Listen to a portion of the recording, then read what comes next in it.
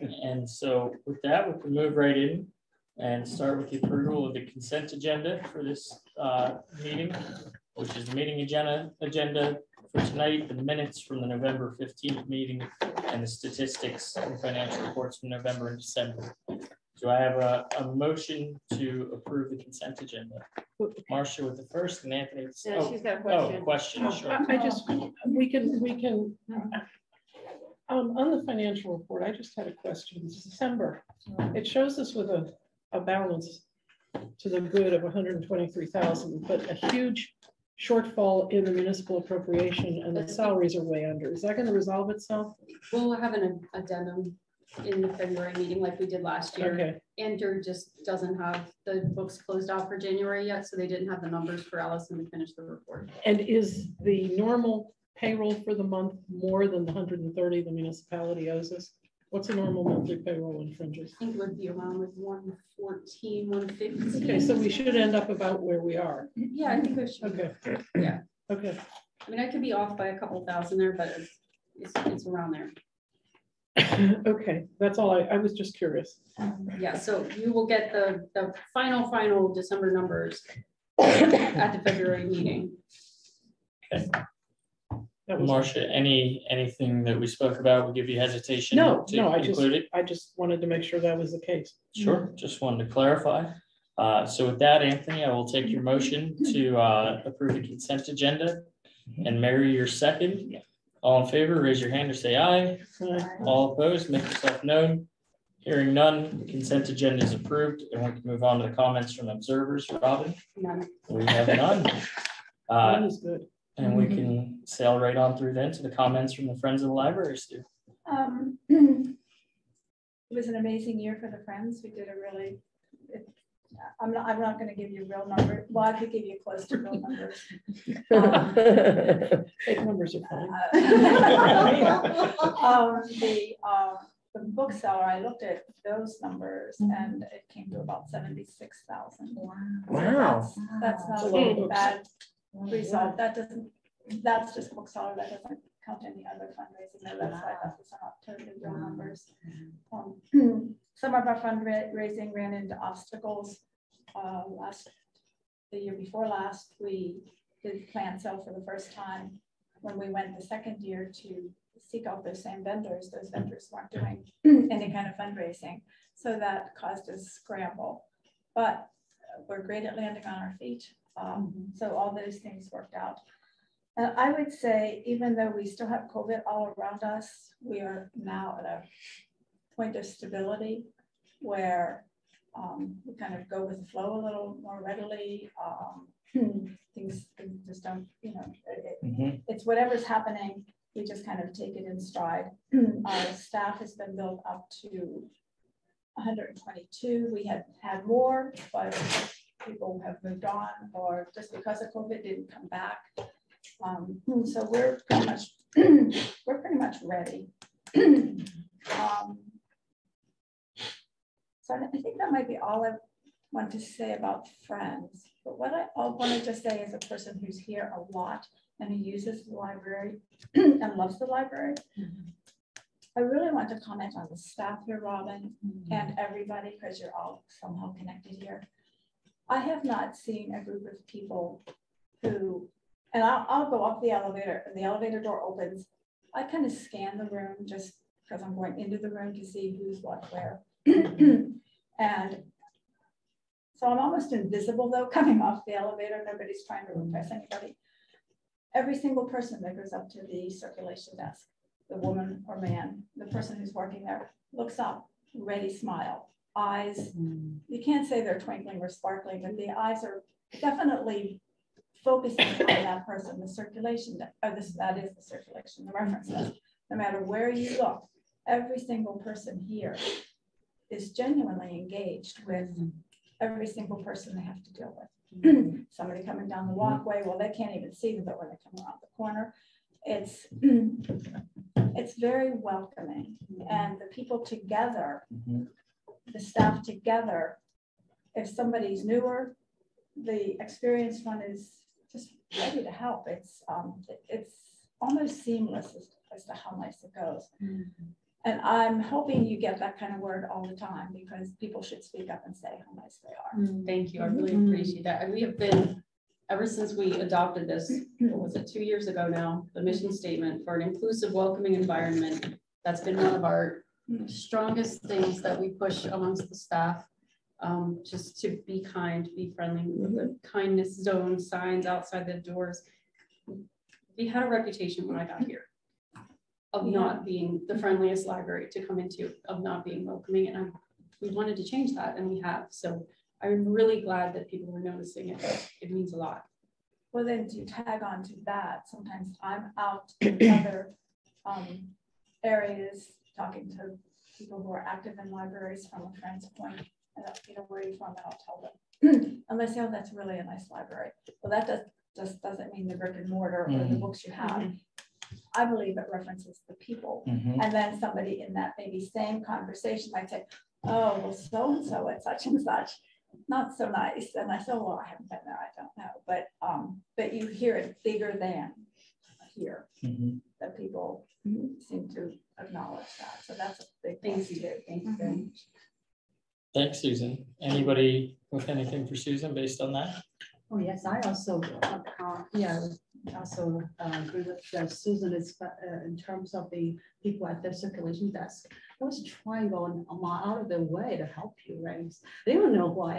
I don't think that's because a lot of them, the new faces, but they would, I would ask them some things and they would come with like, you know, there's other things you could do and this and that. And they would recommend things for me and help me find just all these things make me feel so very warming, very touching. It's a good, this is the first impression when you come in and you feel you're very well treated, very respected. Even again, I bet it's they treat everyone no matter what color they I appreciate that. Thanks, Steve. Anybody else? Okay. Thank you, Susan. And we'll move on to the comments from the commission liaison. Okay, I have a couple things for all of you. One, the Community Relations Board has an application period open right now for the Community Service Award. It's presented annually to an outstanding volunteer. So if you go, you can nominate online at mountlebanon.org, and under trending now, you'll see the application process. But we'd really love to have some good people nominated. So please think about it. That's the award David won a few years ago. Also, we're looking for snow angels. We have gone ahead and put together a snow angel program so that people who cannot shovel their walks, we're going to pair them with hopefully younger, more able-bodied teenagers, you know, kids that need to work out some of their energy. So if you have any of those at your house, feel free. Our scout troop got contacted a few years ago, and my son and I adopted a Mount Lebanon resident, and she's since found kids in her neighborhood to take that over. But you could contact the Boy Scouts, the Girl Scouts. Yeah. I would think there's plenty of able-bodied teenagers in those groups. Yeah, and we're really looking for some volunteers. I mean, well, in addition to our community service through the high school, maybe they dropped this program and we picked it up because it's a safety issue for people. So we wanted to make sure that, you know, it was getting done. So I would also say that maybe contacting St. Bernard's school might be helpful. I went to Catholic school when I was a kid, and we had service hours we had to complete every semester. And there were always people scrambling to get them done towards the end of the semesters. So perhaps they might know some people. Yeah, who need service hours. Some of the churches also have youth groups, so you could contact them, you know, in addition to scouts. Pretty much. Yeah. Just as some other people to get the word out, because my son is at college, so I don't have anybody in my house that I could just volunteer for that. Right, understood. Okay. Also, I don't know if you know this, but the municipality is under, well, all municipalities located within the Alcoasand service area are under consent order to clean up our sanitary sewer infrastructure to make sure that stormwater is not entering the sanitary sewers. And we got a report on it at our last discussion meeting, and Mount Lebanon's about 20 to 25% done with doing their sewers, which is millions of dollars, and actually really good. There are a lot of communities who haven't done anything. And so it's one to just be proud about. And last but not least, let me put this on so you can, got a show and tell today. We had a person come to our commission meeting wearing one of these, and they explained that this is part of the Sunflower program. This indicates that you are a person with a disability that's invisible. So think of autism, you know, some of the other neuro disorders. And it was started in the airports so that when a person melted down or had a real problem because they had a disability, they were recognizable, and they trained the staff at many of the airports to help deal with this kind of situation.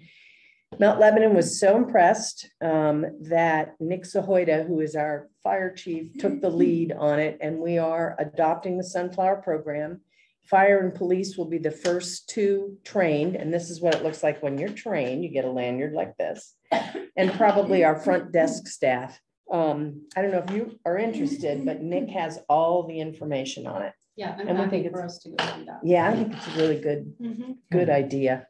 So, and he has on, I can't remember how many lanyards, 400 or something on order, some incredibly large numbers, so you can pass them out. Okay. Okay. It's also the flower of the Ukraine. Yeah, well, Sunflower is the name of it. So there you have it. That's it for me. All right, thanks so much, Ann. Anybody with any questions or comments? I have a question. Is that a national program? You know, actually, it was started in the UK. And it's coming over to the United States. Some of the airports are the ones that have adopted it. But to my knowledge, no community has adopted it yet. And we were just blown away by what a great idea it was, especially for our public spaces, for people to have some feeling about others. So there you Has have it. Greater Pitt adopted it? I don't know. I don't know if they have. Yeah, wouldn't that be interesting to know? I don't know. I'll have to ask Tessa. So you said if you're trained, you get the one with the white Yes. lettering on the Yes. inside. Yep. And this is if you have a hidden disability. What does it take to qualify for a hidden disability? That I don't know. I don't know what you have to do. I mean, it'll be like, you know, support animals that are reptiles. Yeah. You So there you have That it. was insightful. Thanks. I know, Ann. that's interesting, Yeah, it isn't is. it? I know, I was really blown away. It was very interesting. Anybody else? Anything on topic here? Okay, well, with that, we can move on to the president's report. And the bullet point that's on here is the director evaluation as of about an hour ago. As you know, I did the Google form this year. We had 2 responses. Thank you so much, Eve and Monica, for getting that in. Means the rest of us have to finish the Google form. I think it's going to be a lot easier than the form I sent out last year. I don't know how long you spent on it, Eve, if you don't mind sharing. And I can see the responses, and including where there's the paragraph form, but it doesn't attribute it to any one person. So certainly it remains anonymous, though I can see who has completed the form and who hasn't. So I need to compile that and get that to Robin. And the first point is getting the data points from you to provide to her. So please, Do you know when you sent that out? Because I have not seen it in the Like last email. Tuesday. it was a week ago. It was Week ago. Tuesday to Okay. Tuesday. I'll look in junk. Sure, I can folder as resend it to you, Okay. if need be. Anybody else think they didn't get it? I got it. Got it. Just didn't- Anthony, you're good? I think I got it. Okay. I know you've had a busy week. Yeah, let me, hold on. Did it end up in my junk file as well? Sure, and I just heard that Bob's not here. Yeah, I don't know. I haven't heard from him. Okay. I don't think.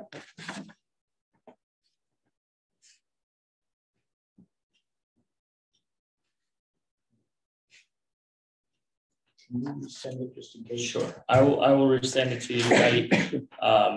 I'm hopeful that maybe by the end of the week, we can get all the responses and we'll go from there. I will say that it got flagged by my university's spam system, so I don't know if the same thing happened. Got it. for Anthony. Yeah. Okay, thanks, Monica. I appreciate that input. It's the first time I've ever used a Google form. And this kind of goes into my next talking point, but whoever is in charge next year, I don't know if I'll be able to transfer it over or if you'll be starting from scratch, but it was actually very intuitive to put together. So hopefully this is a format that will work well for everybody and we could use in the future. And the other thing I just wanted to bring up in my president's report is it's T-3 meetings, now down to 2.5 while we're in the meeting for Marcia, Eve, and myself. So start to think about who wants to have what roles next year and the future of the library board. It's very easy to lock the door and not let you out. Slightly illegal, I'm but. not up this year. Yeah, You're not? That's not a. No, I'm not up I this thought year. you were. Oh, so it's just Steve and I then. Okay. I'm not sure why I thought that. You just wanted to all go off in the sunset together and hold hands. I don't know. I guess we've just been on so long, I thought the eligibility was coterminous, Marsha, but it's not. I believe you started by finishing out an unexpired term. I might You have. the So two it terms doesn't after count. that. Got it. Nor if you have more than half the term, it counts, and if it's less than half the term, it doesn't. Okay, well then it'll just be Eve and I riding off into the sunset, but either way, start to think about what the leadership is going to look like in the future. There will be nominations in an election period. I'm not sure, will the new board members be on for electing the positions? The way we're supposed to elect at our annual meeting, which I believe is the April meeting. Which I'm not eligible for anymore. I Right, think March but is my last typically we do, nominations in March. I'd have to look at the agendas, but Mhm. I think typically we would vote in March in the past, but I'm not sure that we're actually supposed to. Okay, So I can look at our bylaws. we'll put it on new business. But typically the nominations committee gathers names in February, presents them in March, and then we can vote in April if that's what the bylaws say. If will we have, and this is beyond what I know since I'm not going to be here, will they have someone in place to go right in April or will there be a gap? The vice president will take over until the Right, new but I president mean, is elected. new members, not They necessarily will e-board start with members. the April meeting, yes, So the municipality plans to have them in place for April. yes, Got it. yeah, the terms end on March 31st and new terms start on April 1st, so. Okay, great. I just want to make sure there wasn't any lag time there or anything like that. So that's all I really wanted to discuss. Does anybody else have anything on those topics? And if not, we can move on to the director's report, Robin. I've shared a ton of information with you. A lot of it is kind of for posterity, November and December reports, just what we did during those months. We try to keep a running, this is a good way for us to have a running just tally of what we do each month, so we can look back if we need to and that kind of thing. I did put, and I do this every year, Keith asks us for our highlights for the previous year and goals for the coming year. For the last couple of years, the commissioners have asked for a SMART goal. They did not ask for that this year, so we did not do a SMART goal separate. Like last year, our SMART goal was creating the governance committee structure for approving policies.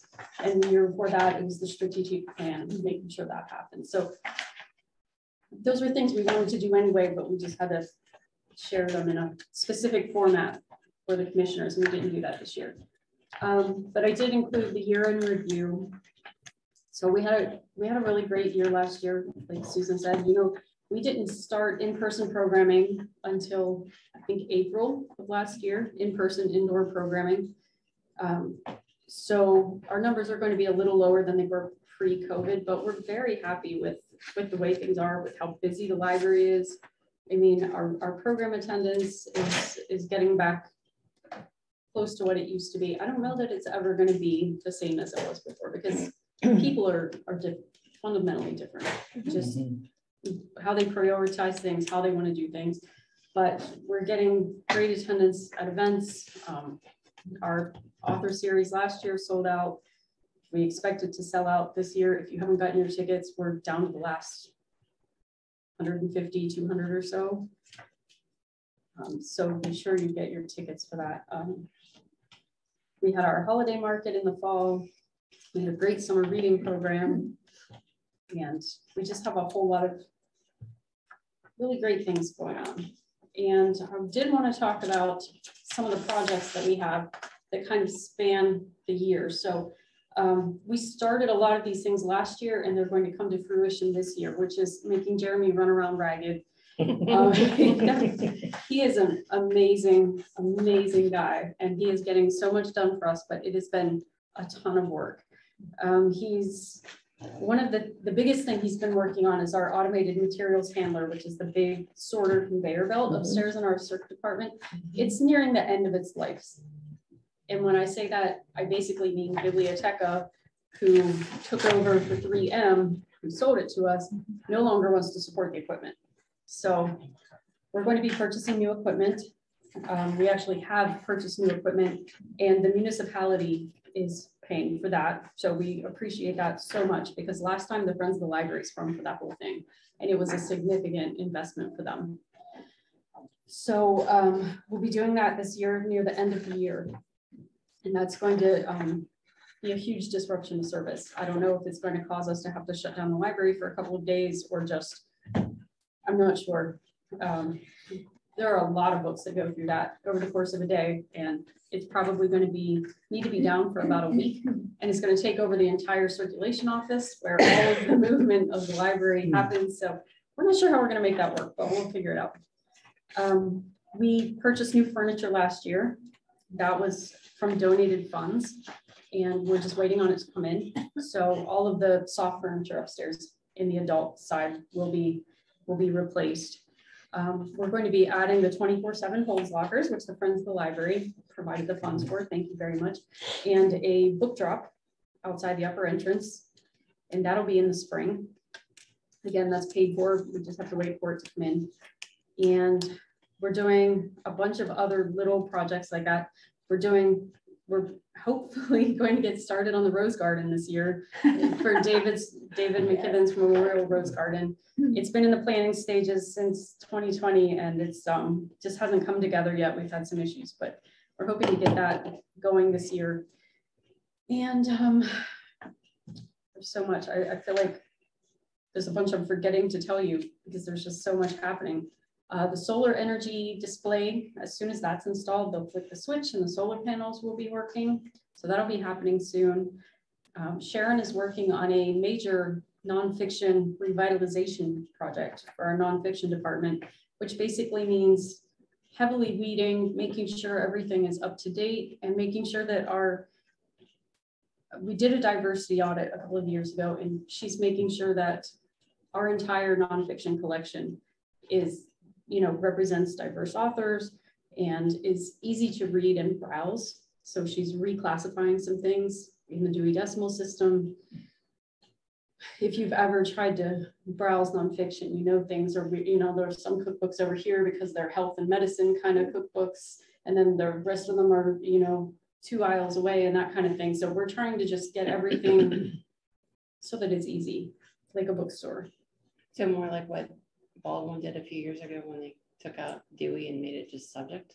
We're still going to keep Dewey. Okay. But it's things like, she does pull out projects. So like the gardening, all that's pulled out together on one shelf. The DIY, some of those are in the 300s and some are in the 600s and some are in the 700s, and they're all along the sidewalls. Okay. And she's getting subject headings. So all the knitting books are in this section, and et cetera, et cetera. We're still using Dewey so that we can find things, but it'll be easy for people that don't know Dewey to browse.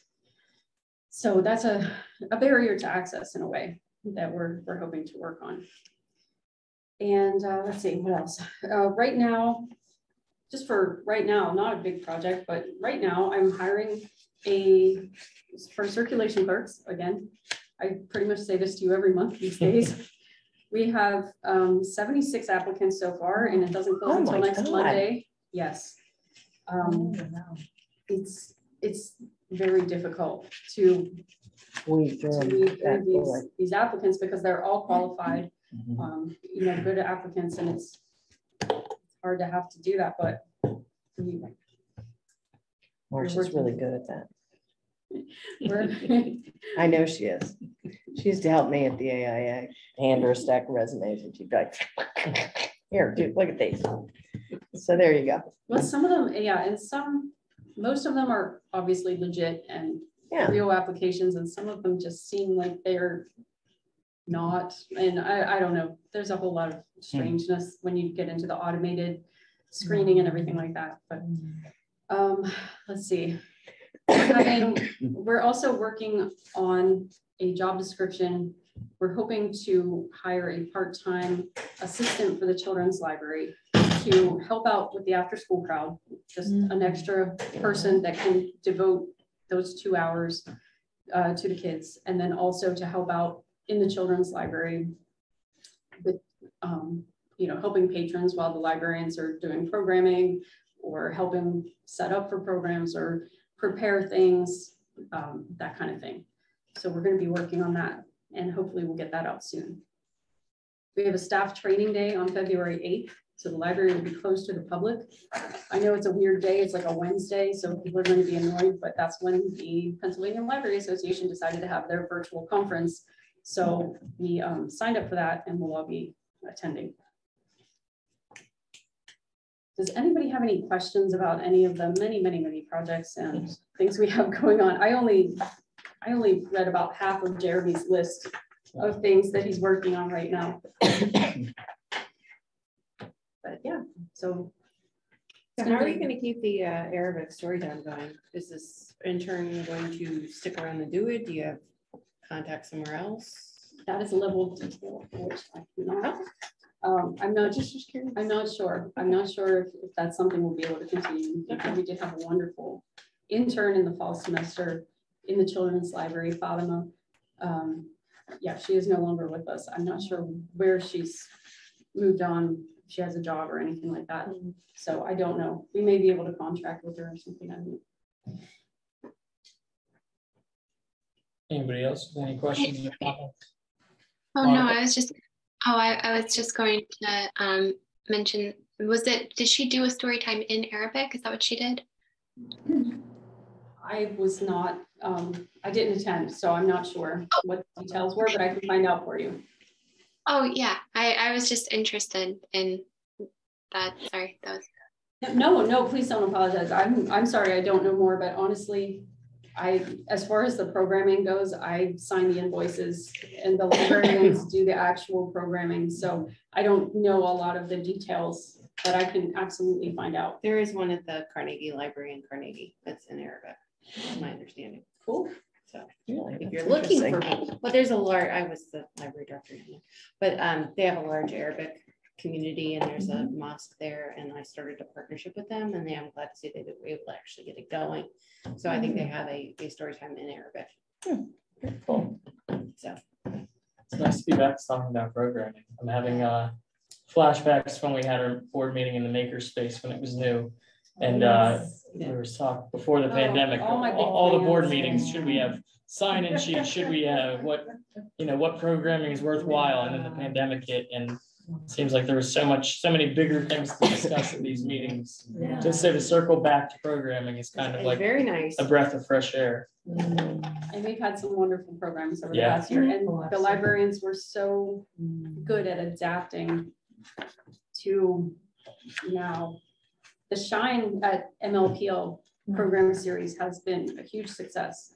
And that's the mental health and wellness program that we've been doing for all ages. We did a sound bath today upstairs in the learning lab for the teens after school.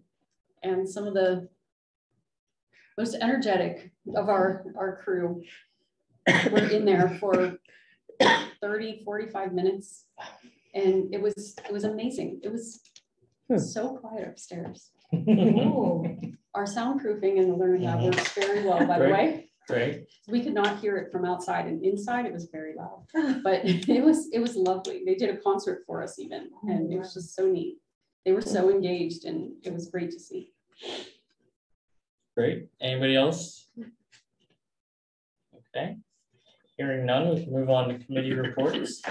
I see on here that Finance Committee has Monica or Anthony, or Robin, did you want to take the lead on the That's just, operating budget? you may have gotten a copy of this earlier in the year. This is just so that you have the 2023 operating budget for the library. We were given this, it says draft at the top, ignore that, I just forgot to take that word draft out. But it is updated with the RAD appropriation minus, so that's the RAD appropriation, but it doesn't include the extra funds. Have they decided how they're gonna distribute that yet? From what I've heard, it's going to be a lump sum. So Flat to every, it's not a flat lump sum. They ran it through the formula. So we're getting something like $134,000 in addition, which will basically pay for the AMH that the municipality is helping us with. And I would also note that the municipal number in here is different than the one posted on the municipal website as final. that is because when we did this, it was a 2.5% increase, or 2.75, I think. And the commissioners voted for a 4% increase. I did ask Andrew right. for a number of amendments, and he told me to not worry about it because they're taking care of it. So, But shouldn't we put it together using the same number as they're using? I'm happy to do that. Yes. Their number on the website is 16. It's not very different. It's 16316 Okay. is the final number posted on the municipal website. $1,500, but you know, money's money. It buys a few books. I'll send you out an amended version. And does this include, I know you have the column for e-resources separately, but we had said that we were going to do e-resources out of our own budget using fund balance if the municipality didn't approve it. So is that still the plan? Yes. Okay.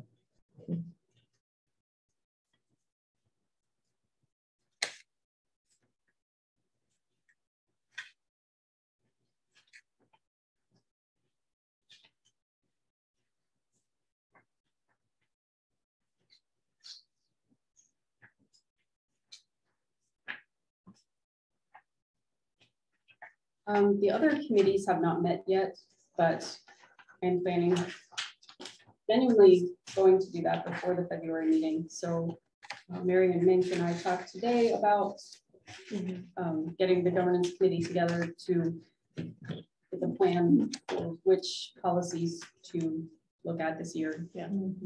And Tony and Marina and I are going to meet with the Mary Lou Vanson that does the volunteers, puts together the volunteers for the garden tour. So that committee will be meeting soon as well to talk about the garden tour, because things really ramp up now that the holidays are over with that. All right, great. Look forward to those reports in the future. I don't see any old business. And so with that, we can move on to new business. And we've got the 2023 goals and strategic plan, Robin. Yes, I wrote a strategic plan just so that I would remember to tell you that we are going to be updating the action steps on our strategic plan. And that is because since we wrote it 2 years ago, we mostly have accomplished all of the action steps that we had put in there. So that's a great problem to have. So we will be updating that this quarter, and probably by the April meeting, we'll be able to present the updated strategic plan action steps to the board.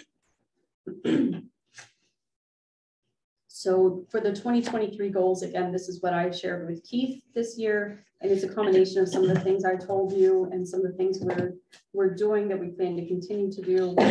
Building on the Shine initiative.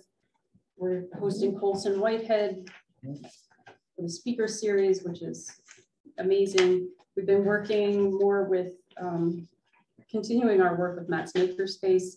You may remember Noelle Conover was a board member at the library a few years ago, and she's been incredibly supportive of our library ever since. She pays for a lot of programming, including a lot of the Shine initiative and STEM programming. So we're going to continue our partnership with her. We're going to continue our partnership with Outreach Teen and Family Services. And we're continuing all of those capital projects that Jeremy's working on that are mostly listed there. Our customers are our frontline online conference for staff on February 8th. I don't know if I've ever mentioned to some of the newer members, but all library employees are required to complete 6 CEUs over 3 years. So this will give our employees most of the credits they'll need. And let's see. We're going to continue, we're going to bring out the book bike again once the weather gets nice and continue to attend events. That was so much fun, slightly scary at times, but really fun to have the book bike in car. It really increased our visibility at events. People really wanted to engage with us, I think, more than ever. So that was great.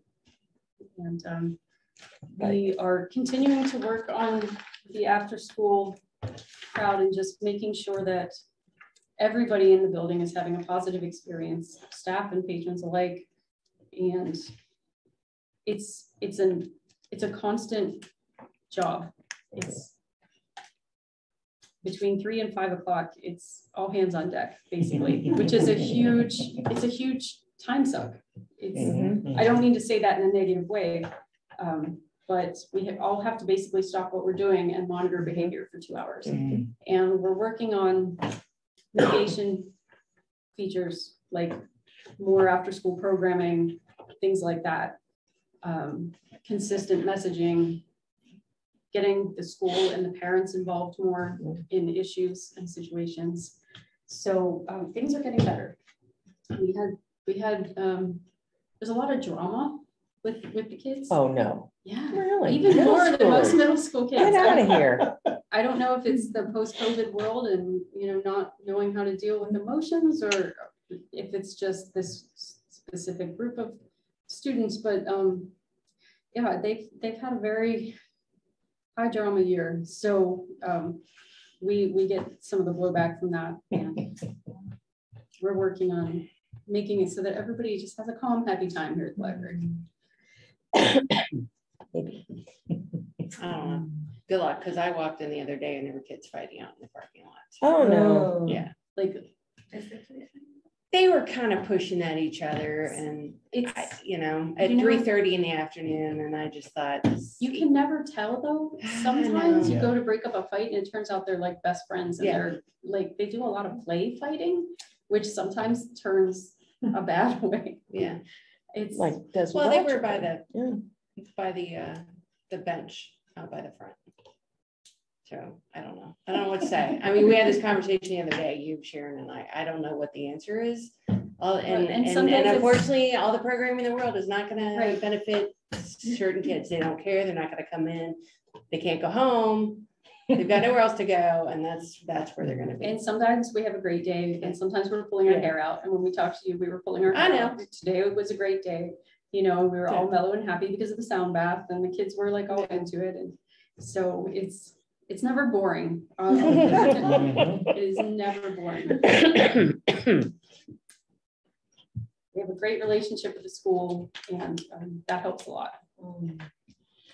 Don't worry, Monica, yours will be absolutely perfect and never cause any problems like that, right?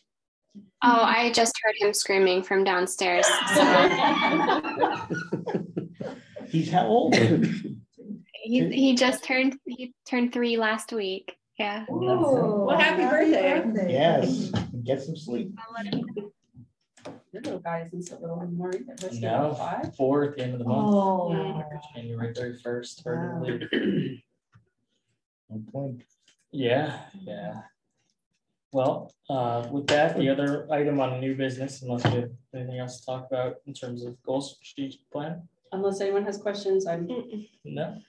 Okay, so we're gonna, even though it's under new business, we're gonna come back to an old topic here a little bit, which is that in the past we discussed board training and how, as library board members, the library will pay for us to get training to be better board members, whether that's on the financial side of things, whether that's for a secretary on secretarial duty, just whatever your role is. There's training literally for organizing governance committees that I went to a while back, probably 3 or 4 years ago now with Hillary. So it's helpful tools, and the discussion and where we left it was, did we want to adopt something that was more of a formal imposition of an obligation to do 1 hour of training per year, or did we want to leave it as a recommendation and an encouragement? I am mindful of the fact that this is a volunteer responsibility, and we all are very busy adults and have other things to do with our lives.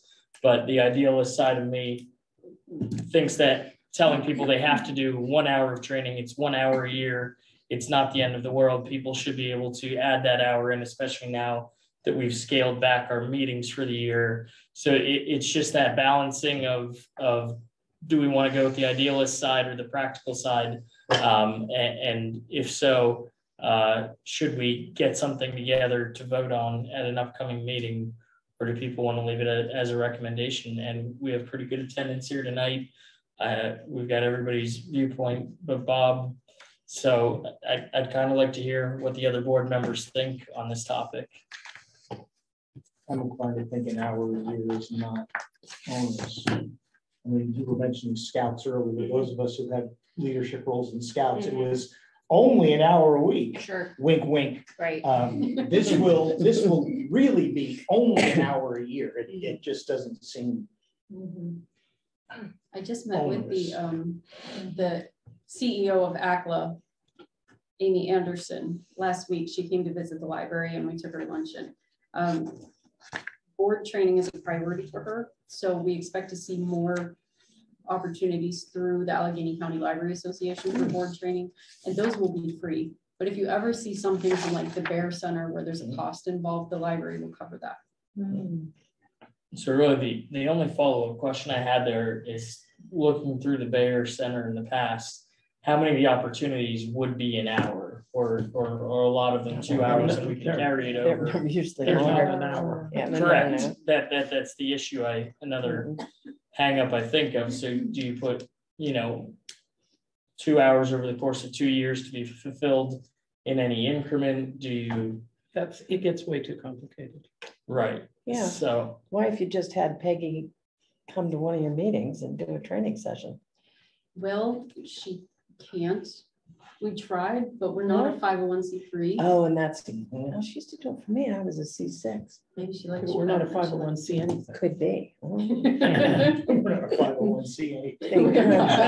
Yeah. We're a municipal entity. Okay. We're government. So. Okay.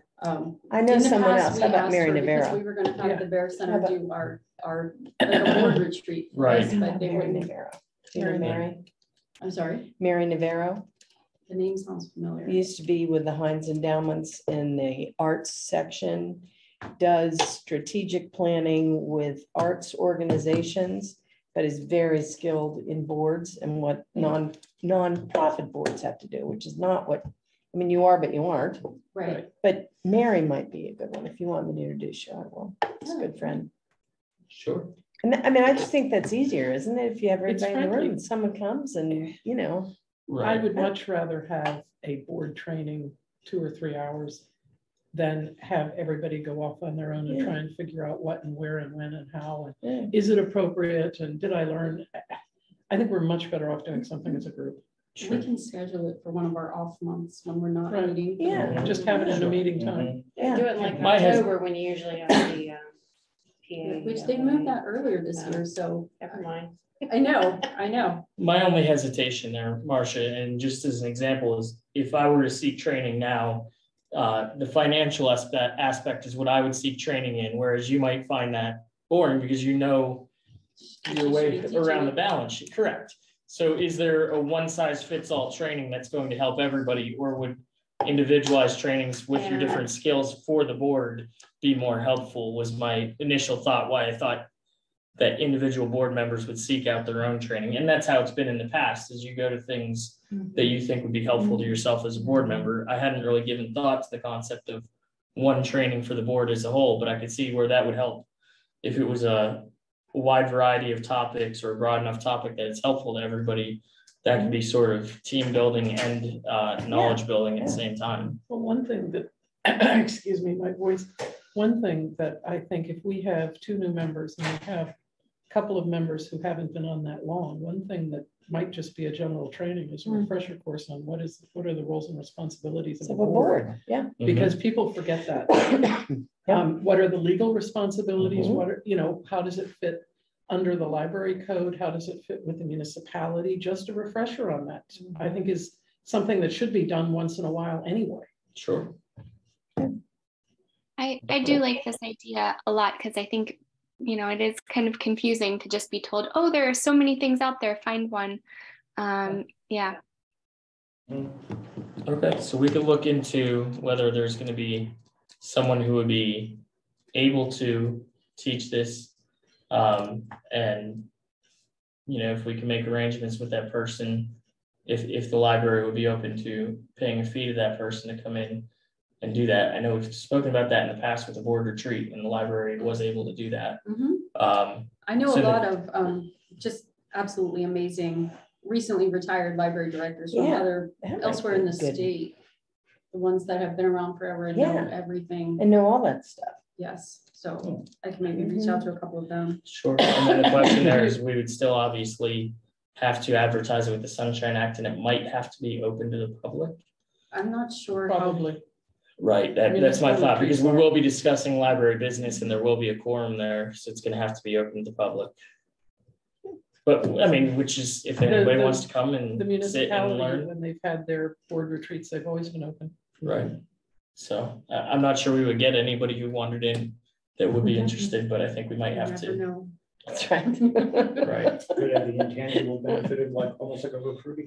Sure, to If they generate show up new at board Dr. members. Aaron could come and talk about deer. I know you enjoy that, but you're gonna have to limit it to I twice a know, month. gosh, darn. Okay, so we'll circle back to this, we'll try Yes. to see what we can get together. If make sure. everyone's in agreement, I can absolutely coordinate this. I mean, You could actually, it might not be a bad idea to have either Keith or Phil Weiss or someone from the municipality be part of it also. To Absolutely. explain how Yeah. we keep saying, this vague, we're part of the municipality, but what does that really mean? Where are Right. our roles and responsibilities under the library code, and what is municipal, and get that, explained. I just think that's not a bad thing once in a while. So do you think that we should make this a policy that we vote on as a yearly library training? I don't think this topic yearly, because you're gonna have enough carryover of board members for the next. Right, but have year. a 1 month each year where we don't have a 1 meeting, month each year. have it be Have something. a meeting Yes. where it would be Yes, some sort of something. training or gathering or thing of that nature, I agree. educational in some regard. I agree, yep. Okay, so then that's something that we should put together to vote to put in place as policy. Mhm. Anybody else on this topic before we move on for tonight? Because obviously we don't have anything together to present or vote on here tonight. Okay, do you want me to add it to old business for next month? sure. Do you think that's enough lead time, or should we put old business for March? Up to you. March is fine. We're We'll not do it. talking about doing it till fall. Well, I mean, that, and it's this time of year, it's gonna be going like this, and we have 3 meetings right in a row. Right. If we had our normal spacing or our end of the year spacing, I wouldn't doubt that we have enough time to get it up and running, but I don't know if we could have a meaningful discussion about it as soon as February. Okay. All right, and with that, we can move on to our advocacy moment of what have you read lately? And we can start, Monica, since we'll go reverse that we usually do. Monica, you're virtual, you can, oh, and we lost your Did we just signal. lose Monica? Wait, Oh, can you still hear us? We can still hear you. We lost our video feed. no, my video never worked. Oh, you lost your video feed, like you can't see any video anymore. Right, we We thought we can hear kicked you. you out. Yeah, we can heard still you. hear We you. can I hear think you. it's probably one of these cords is loose, because I can still see Oh. everything on the screen. No biggie. So my, oh, am I still here? Are you still there? Yeah. Okay. So I guess sure. can start. I don't know if I have mentioned I'm in a PhD program currently, and so it's in literature and criticism. So I have been reading a ton, but mostly lately we have to prove a foreign language proficiency. So I have been relearning Latin, and that's mostly what I have been reading. I see someone shaking some heads. I can't quite tell. With a 3-year-old, wow. Yeah. Yeah, I took 2 years of Latin in high school. I And took it was three. it was a rough couple of years. Yeah. Maybe I took 3. Yeah. Well, I used to tutor Latin a couple of years ago, probably about a decade ago. I tutored at the university, but I really haven't done anything with it since then. And since I need to like take a test to prove proficiency, I thought, all right, I got to brush this off. So that's what I've been reading.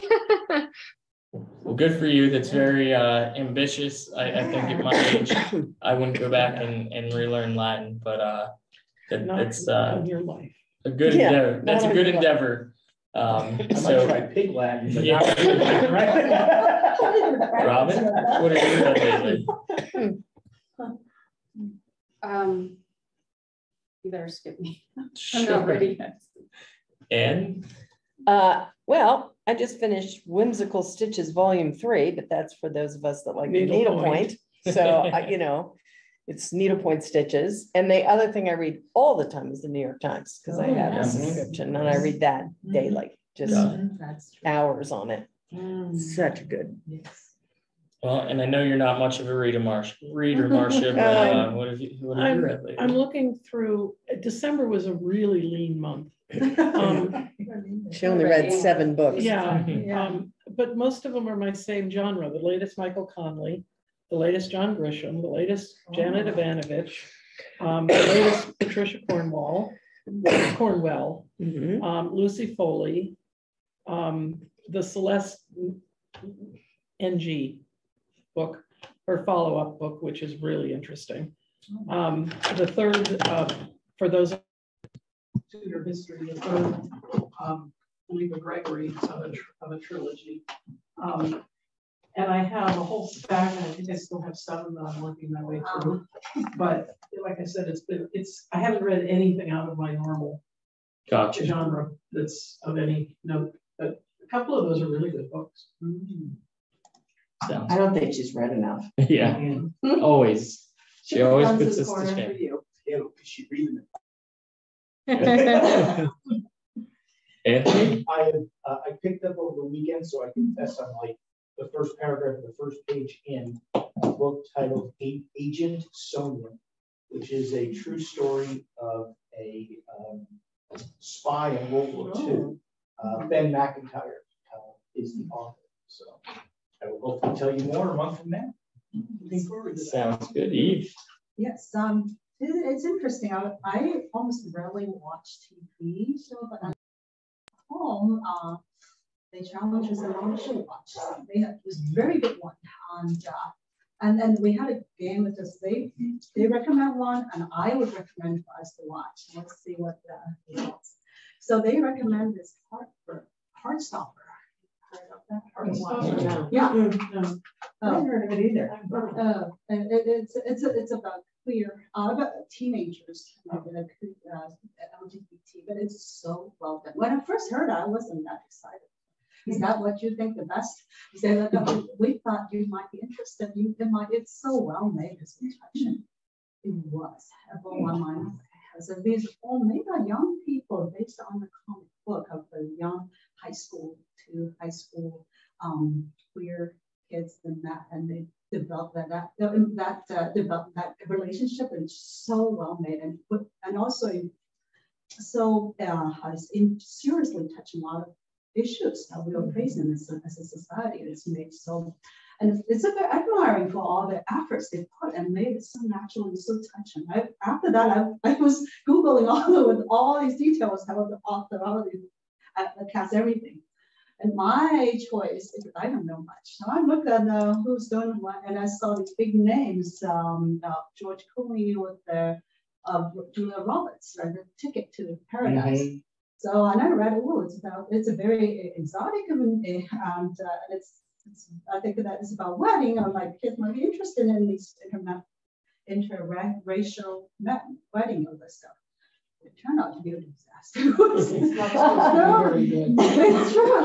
I saw these things, right? Like my fine clothes, you always follow the brand has some guarantee of the quality. But this one, it was a disaster. It was like there's not much content at all. They just put together beautiful pictures, right? All these made of. Okay, you guys won. You have these young people. There's made a very high quality and very touching movie. Really touched my heart. And with issue that I was not familiar with them, but that the way they put it, now I understand so much more and much better understanding than reading. And to see that story about. Is it a Netflix program? Yes, Netflix. It's a Netflix. It's a heart stopper. Yeah, teenagers might like them a lot. Adults too. It's very touching. Big deal now. It's very, very huge. I heard. Yeah. Thanks, Steve. Susan? Hi. It's been a long time since I've talked about a book I've read. So, and recently I've read just miserable books. So I don't know. It's written by a good author. So it's only pushed out at Christmas. Right. And you think you're getting a good story, but it takes too long to find the story. So I'm going to talk about The Only Woman in the Room, which was written by Marie Benedict, and it's about Hedy Lamarr. It's a wonderful, wonderful book. I love her. I do too, because you really know people. And I will read it. Because I'm Mitford something. See, there was like 2 books I saw on. But it's just just come out. Well, I would have to, yeah, I'm like always, anything I see with her name on it, I read, but it talks about Hedy Lamarr as a child growing up, beautiful woman, recognized for that. I mean, she created Radar, didn't she? She did. She actually did. And she was married to somebody who was just a horrible human, very involved with Hitler and Stalin, Mussolini, and she escapes all that. But yes, our phone GPS came from her. And when she was doing all of that, as a female, she wasn't allowed, the US government wouldn't allow her to apply for patents. And no matter how, but it didn't really matter to her. She just was who she was, and just truly a genius. And then the other thing that I really wanted to talk about that I thought, I don't have any depth of knowledge here, I shouldn't really talk about that. But this new thing on PBS, it's Astrid. It's on Sunday nights, Masterpiece Theater, I believe. And it's French. And one woman who's in it is, I would say, autistic, and just how she approaches everything. That was so interesting. But then the other people who are, it's a lot of crime, a lot of, like high crime actually. And the other characters are just, I'm trying to think, it's neurodivergent. Divergent, yeah. And but when you look at this whole cast of people with all the different parts of them, the people who are in that neurotypical or whatever that is, they're not too much different than anything. I mean, we're all kind of the same, just the environment's a little different. But your heart pounds the whole time. You can't go to sleep right after you've watched it. But it's really, really, really, I would highly recommend it. Don't just listen to all this, because I'm not really pinpointing the depth of it. But just try to take a minute and watch it. It's not subtitled. Yes, it is. But you don't really even know it, to be honest with you, because you're so caught up in it. And just the whole thing is just beautifully done. And they don't talk much anyways. So when you're having to read, it's not like too much reading. It's really well done. It's late on Sunday night though. Thanks, Susan. Before you go, Mary, can I ask you to just grab the owl and like kind of push see if we can get that going again? Because I'm not sure how well Monica can actually hear us. Yeah, the sound and definitely degraded, and I lost video. Okay, it looks like thank you. That's what was needed. So for what it's worth, the eyes aren't aren't Yeah, on. the eyes aren't you know? on right now. Yeah. Yeah, it's there, the owl's not looking. There at we it. go. Oh, now the eyes are on. or whatever. Thank you, Mary. That's what was Looks needed. right at me, yeah. Okay, Much better. So a book I reread over the last month or so was I Must Betray You by Ruta Septis. She writes historical fiction for teens. And this one is set in Romania, the last month or two of Ceausescu's reign, which seemed very appropriate with everything going on with Ukraine. But fascinating book from a teenager's point of view about that time period, because I was an older teen at that time period. So I remembered all of that going on, but I hadn't really thought of it. It's kind of like watching Chernobyl. I was a teen when that happened. So, you know, it was part of my world, but not really. So she writes, Yeah, I know. she writes fascinating and I think very well done historical fiction. She makes it very relatable. The dialogue is well done and appropriate. So you get sucked in with her first couple of pages and you want to read the whole thing. And then one of my favorite movies I watched also not too long ago was 12 Angry Men. I Oh, love it. fabulous. Fantastic movie. It should be Yeah, required. absolutely. I saw the remake and it was terrible. So go with the original with Henry Fonda. Oh, yeah. Jack Lemmon just wasn't Henry Fonda in that. But so that's basically what I've been doing in work. So Great, thank you. I took up and am about halfway through a Kerouac book, which is on the road because I've never read it before. And I've just always heard about Kerouac, and you know, I don't think he quite qualifies as classic, but he's certainly infamous. And I just thought, well, you know, same with Bukowski or something like that, where you have to read it yourself to really form your own opinion. So it's interesting so far. It just seems like a lot of the same thing over and over again, just hitchhiking back and forth across the country. So it's been a bit bizarre, but I will say that our recommendations here have continued to strike Marcia. Anxious People, I passed along to my father-in-law who rarely reads, and he read it in a few days and just came back and said, he said, I love this. This is so great. How'd you find this author? I said, funnily enough, on the library board, way back in the day, on the first time we did this, Marcia said, I read the funniest book called Anxious People, and I just thought I have to read this book. Sitting there on the pile. Yeah, I just finished The Winners a while back. Yeah, I've got that one. It's good. That whole Beartown series is I excellent. know. And anyone needs escapism on their television, there's a thing on Netflix called Kaleidoscope. It's 8 episodes. They can be watched in any order except white. They're all named for colors of a kaleidoscope: red, green, blue, pink, etc. They can be watched in any order except you have to watch white last. Okay. And they come up randomly. It's a story, but it's about a heist. But one is 24 years before the heist, 7 years before the heist, 3 years before the heist, all different time periods, but you don't have to watch them in chronological order. Each one is independent of the others. The white one then is the heist. The white is the heist. Is the heist. Okay. And it is,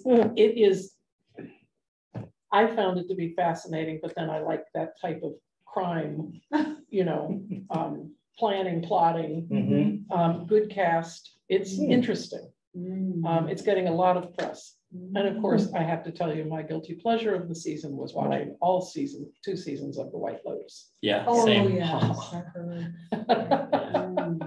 Which season did you like better? 1. Yeah, I agree. My wife liked 2 better. I know. Yeah, but I agree with you. Are That's you, all. Robin, are you up now or you? Yeah, I guess. Robin, if you're ready. You know what I do to relax, so I can't talk about the stupid books I read because they're all just. But Regency romance. Regency romance. We I'm know. off Regency. What, And you're in Harlequin now? it's embarrassing. I don't like to talk about it in public, certainly not on a recording. But I did, I looked at New York Public Library, one of their end of the year book lists, and this book, What the Dead Leave Behind, was on it. It's a Gilded Age mystery. So I'm planning to read, it's on my stack, as Marcia would say. So as the great blizzard of 1888 cripples the vast machinery that is New York City, heiress Prudence Mackenzie sits anxiously within her palatial Fifth Avenue home, waiting for her fiance's safe return. But with the fearsome storm rages through the night, With daylight, more than 200 people are found to have perished in the icy winds and treacherous snow drifts. Among them is Prudence's fiance, his body frozen, his head crushed by a heavy branch, his fingers clutching a single playing card, the ace of spades. What's the name of this? It's called What the Dead Leave I Behind. gotta read it. So this, I know, it sounds cool, right? So this girl's gonna go out and solve the mystery of her fiance, and she's gonna work with a Pinkerton agent from the Pinkerton Detective Agency. So I'm looking forward to reading it. I just haven't started yet. Great. I don't think you should be embarrassed about the Regency romance, though. In my MFA program, there were a lot of romance writers, and they take it very, very seriously. Apparently, it's a crazy kind of subculture of its own. Did everyone hear about that? The New York Times article. The Yes. romance author that faked her own death. Yes, I did see that. Yeah, she Yeah, claimed she was dead and just came back. suddenly pulled a Shirley MacLaine and came back. Yeah, everyone's furious with her. She left because it was such a toxic environment and she needed to work on her mental health. But rather than say that, she pretended she to was be dead. dead. And now she came Who back. was Well, she thought there was a toxic environment. I was trying to pull it up I because think I can't remember her Meacham. name, but The last name was Meacham. And they I'm not said getting something it. about. That was covered. what she wrote under, or that's actually her name? Now I'm curious. Well, she's been writing and lurking on the message boards under a pseudonym Well, of Yeah. course she has. because she wanted to see what everybody was writing about her after she died. So it's like a whole. Oh, that's oh, wow. It's great. Yeah, You have to find the This sounds like story. something that would be like a Law and Order, you know? I'm Just sure it do- will be in Netflix. There you Yeah. go. yeah. Yeah, a couple hundred people are probably writing a book about it right now because it's a great plot. Like Yeah. it's a great starter right there. All right, well, with that, do we have a motion to adjourn? So moved. Mary and Marcia with the second, all in favor? Yes. Raise your hand and say aye. Aye. Aye. Say aye. All opposed, hearing none. Thank you, everybody. We'll see you in February. Thanks, Monica. Sorry about the video. Oh no, that's okay. I'm sorry, I can't get mine on. I'm on Zoom every single day, and I don't know what's going on with it. Any plans of doing some kids over? All right. Yeah. Baby.